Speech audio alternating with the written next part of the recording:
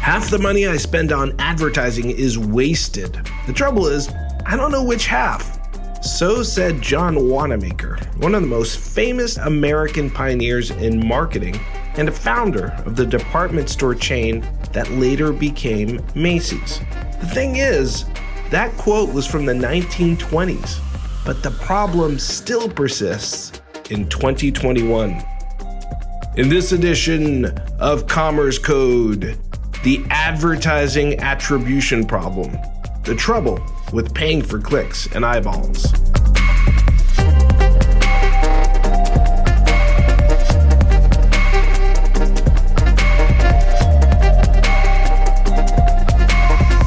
I'm Silvio Tavares here in San Francisco. This is Commerce Code, brought to you by DCA, the Digital Commerce Alliance. It's great to be with you. You might not have noticed, but something really big happened in advertising a few weeks ago. Nielsen, the most famous and largest TV advertising measurement company, lost its accreditation from the Media Rating Council. That's the industry's measurement watchdog for TV ratings. The reason they lost their accreditation is that the technology for watching TV has changed so much that Nielsen can no longer reliably measure who's watching ads and TV commercials. But this is not a problem simply for TV. The same issue looms large in online search, in mobile advertising, and in social media advertising. See, Google and Apple have announced they're going to discontinue support for third-party cookies. And this is the main technology used to target and measure the effectiveness of most digital ads. So what's a merchant and advertiser to do? Just keep spending on digital ads, never knowing or being able to measure whether their ads are seen or even acted upon by consumers? The answer is no. An enterprising breed of new companies has sprung up to solve the measurement and attribution problem for merchants and for brands. Today, we go to Yorkshire, England, to speak with the CEO and founder of Bosco, John Redmond. Bosco has built a whole business around helping brands and merchants measure and optimize their ad spend. Good morning, John. How are you? I'm excellent. Thank you, Silvia. Thank you very much for having me on the podcast. Hey, well, it's a real pleasure to have you. I've been looking forward to this interview all week. John, where am I speaking to today? I'm based in San Francisco. Where are you? So I'm in the UK, in the north of England, in a county called Yorkshire. Your company's model is really built for today because most brands are really rethinking how they're going to do marketing going forward. And of course, historically, especially over the last decade, the model has basically been pay for clicks, but a lot of merchants and brands are looking for other forms of digital marketing besides paying for clicks. Why are they looking for those alternatives now? We've gone through a phase, certainly over the last 10 years, where it's been relatively easy for people to buy traffic and get a good level of performance from their digital marketing. In the late 90s, it was about looking at the whole spectrum of how can I find the best customer for my business online.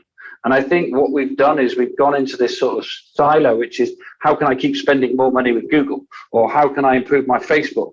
Whereas actually, I think there's a broader question, which is how can I get more customers from the internet and open that vision across the whole horizon? And I think there's several challenges. Is people are scared and nervous because they don't know what they don't know.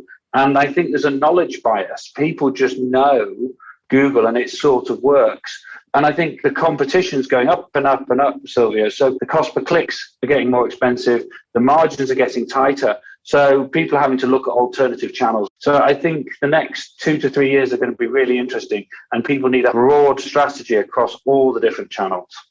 Yeah, I definitely agree. And if you think about how paying for web traffic volume works, it's really based on third-party cookies that collect data about consumers' clicking patterns and then try to serve up ads that are related to that. But Google and Apple have really moved away from third-party cookies. They've telegraphed the punch to the industry. They don't believe third-party cookies are entirely consistent with consumer privacy.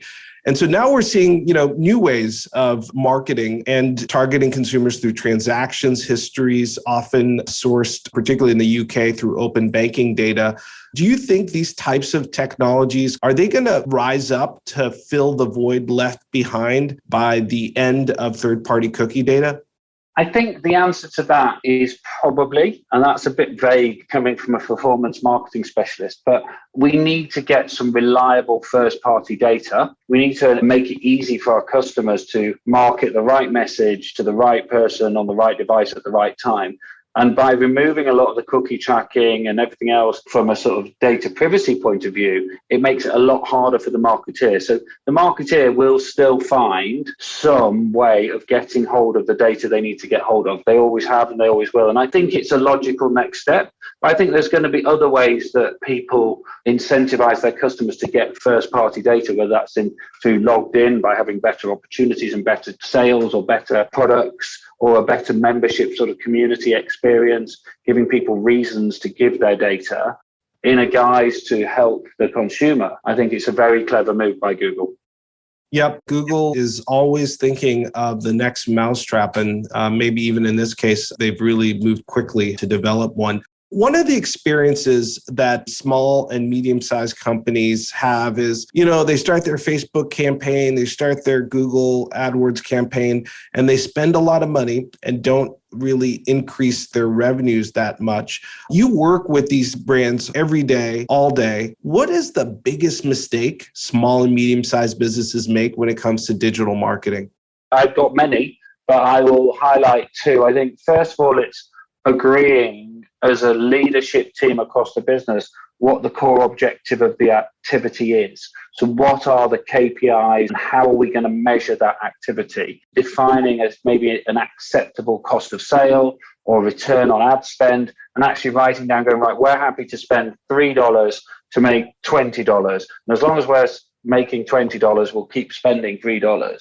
And that sort of performance metrics and understanding what those are at a senior level is really important. And then I think the other is people haven't got all their tracking set up properly. And that's now getting harder as cookieless tracking and everything else. But we still have a lot of tracking available, even some first party data tracking. We should really do a proper end-to-end tracking audit before you start spending money. There's a rush to spend money on media, and people don't like doing the boring bits, which are the tracking and the reporting and making sure that you've got all your plumbing in order before you open up the taps.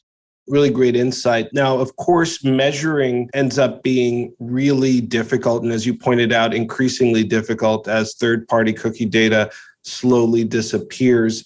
What are you seeing the best companies do when it comes to measuring the ROI on digital advertising spend and really getting precise about measuring attribution? What are they doing to make sure that they've got the best ROI calculation and they can continuously track the return that they're getting on their investments in digital ads? The first thing you need to do in order to measure your ROI is get all your data into one place. We'd always recommend a client, and the good guys, what they're doing is analyzing a stable period of sales data where they could analyze each individual touch point of each individual transaction. So there's a lot of data crunching needed to be done. And I think the challenge with attribution is there is no right answer. So there's going to be a pattern of best fit. And I think if you've got a business that has maybe more than 3 or 4 touch points, you should be looking at an attribution model. And you should then be looking at analyzing every transaction and then seeing, well, so was it the Facebook ad or was it the YouTube ad? And can we measure not just the clicks, but also the impressions and the views? And then come up with a model that best fits that brand or merchant or retailer or whoever.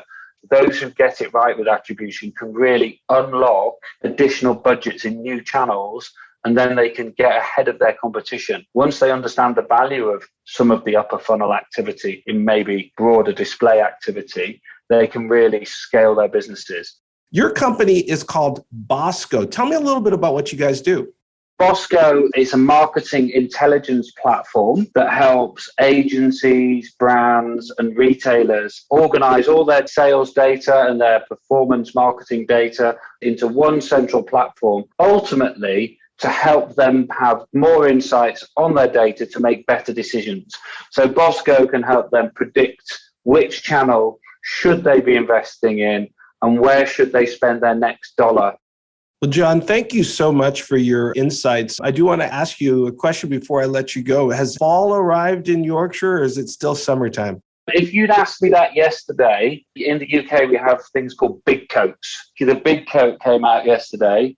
However, today it's wonderfully sunny, and I'm actually cycling from Yorkshire to Edinburgh over a couple of days to raise some money for charity. And the forecast is looking really nice, sort of autumnal sunshine. So I'm hoping it's the end of the summer, not the beginning of fall. So, and us Brits, we love talking about the weather. So. Well, that's great. I wish you a very good bike ride. That's John Redman, the CEO and founder of Bosco, speaking to us from Yorkshire, England. Coming right up, some closing thoughts on the future of digital ad measurement.